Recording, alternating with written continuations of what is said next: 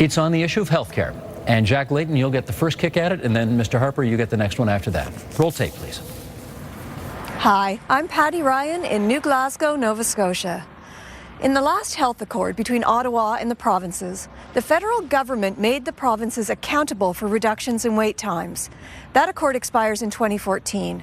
What I want to know is what you plan to do with a new accord that will hold the provinces accountable, not just for efficiencies in the healthcare system, but for improvements in the health of our population.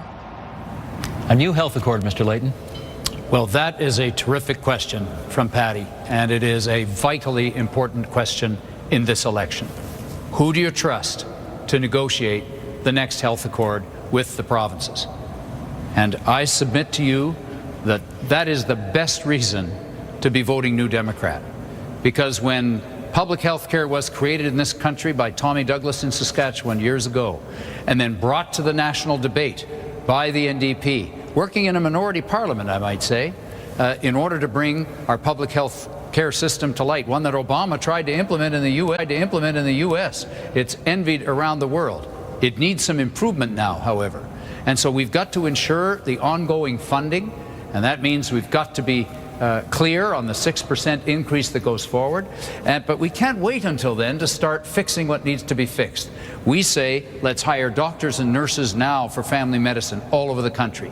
Let's make sure that we have home care, additional home care for families that are looking after people, and that we get more long-term care beds now for the people who need them. And finally, take action on prescription drugs to bring those prices down. All of that's in our platform, starting right now, and that's why I'm asking for your support so that we can put the focus on health care where it belongs. Stephen Harper. Well, of course, Patty's family, like my families and almost all Canadian families, depend on our universal system of public health care. If I could just say that when the original health accord was signed, it didn't actually have any accountability or wait time measures.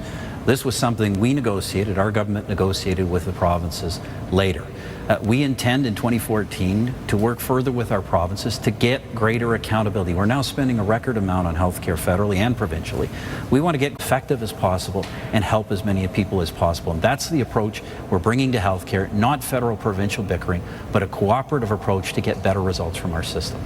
Well, Mr. Harper, I've got to say, your conversion on the question of funding public health care into the future at 6% per year was simply remarkable, because you never mentioned anything about it in the budget, except to say that there might be something modest into the future. You were very vague about it. But as soon as you realized that Canadians cared a lot about this, you jumped on the bandwagon. I've got to tell you, I am concerned that a Stephen Harper government would not put the focus on keeping our healthcare system public, would not look at expanding it into key areas that families need help with now. The latest example we got was in your budget, where you said you were going to give some credit to doctors who might serve in rural communities, a small number, but that would just simply take doctors from the urban areas and move them to the rural areas. That's not a solution. That might pit one Canadian against the other, but it's not the right way to go. What we're proposing is action now, and that's why I would encourage people to come to the conclusion I've come to, the right way to go.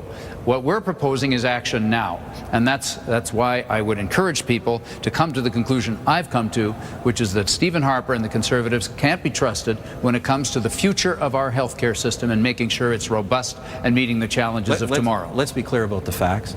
The 6% increase in the healthcare transfers to the provinces have been in every budget this government's brought forward, including the most recent budget, and it's black and white repeated in our platform. And this is also the first government to honor those commitments, the first government that has actually continued to increase healthcare funding instead of cutting it back. Now, in the budget, we did have some other measures. We had measures to end the cap on medical expenses that can be claimed under income tax. We did have measures, as was mentioned, to encourage doctors and nurses to serve in underserved areas. These are important matters that I believe Parliament, we can afford them. I believe Parliament should be sitting and should be passing those kinds of measures. But the party that you lead now really was a merger of a party involving one that you used to head up, a more extreme right-wing party, and then there have been various organizations you've been involved with over the years, that healthcare system, that have wanted to see more privatization of our healthcare system.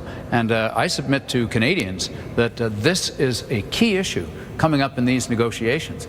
And what we need is a government in Ottawa that will stand up for our public health care system. Can you assure Canadians that you'll do that? Well, because your record, can you explain the difference between what you used to say and what you're saying now, and why should we trust you today? My record is clear, Mr. Layton, and by the way, governments across this country have experimented with alternative service delivery, governments of all political stripes. What this government is committed to is making sure that public health insurance is available to all Canadians, that no Canadian should be ever be denied essential and necessary medical treatment because they can't pay. That's a fundamental principle of Canadian citizenship. That is what has underlined our term in office, and that's the system that I and my family have always depended on. That's the system we're going to work with the provinces to make better in the future. It has some challenges, but we can make it work better. Well, why do we see so much privatization going on today then, under your government? Why haven't you taken action to stop it? Why haven't you taken action to stop it? It's taking place all over the place. Well, Mr. Layton, you have a different definition. Alternative service delivery is not privatization. These are services under the public health insurance programs of our provinces. People have access to these services. That is what we are trying to maintain. We're not going to wave the finger at provinces because they experiment with different delivery. What we're going to do is focus on outcomes. That's why we introduced the patient wait time guarantees.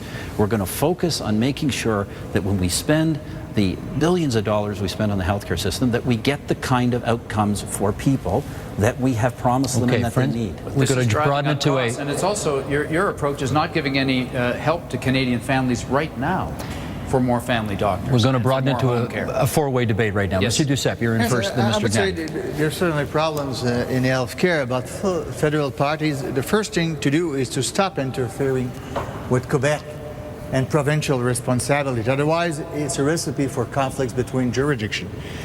We have to remember that the health department in Ottawa doesn't manage a single hospital. No, what Ottawa knows best is a huge error. We have to give the funding and let the provinces do their work. I mean, if we trying to say to the provinces in Quebec, you have doctors here and there, this is not our job. We have to make sure the provinces in Quebec will have the money, but then respect the fact they do have the expertise. The only place the federal government is managing a hospital is with the First Nations and very bad services. And also with the veteran and bad services also. So no expertise at all, and some people want to tell those who've got the expertise what to do. I think that should be done. Monsieur Ignatieff.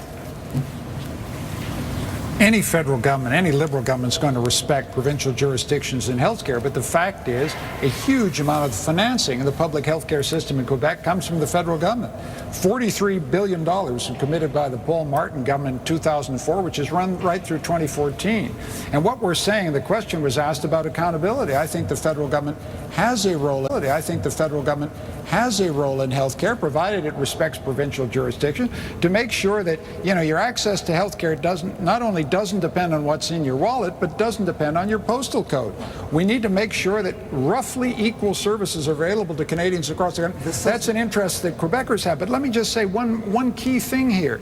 This comes down to a moment of choice.